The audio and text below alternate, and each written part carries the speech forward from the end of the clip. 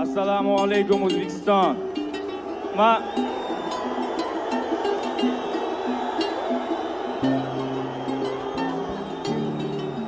Men uchun kelganlar bor. Sizlardan kechirim so'rayman. Men bitta narsani aytamanki,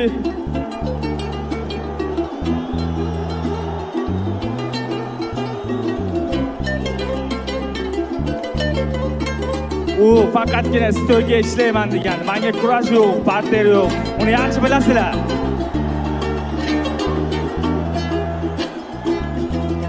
Men faqat Muaytayga kickboks urishni o'rgan bo'laman. Sizlarni hammalaringizni yaxshi ko'raman, yaxshi ko'rib qolaman.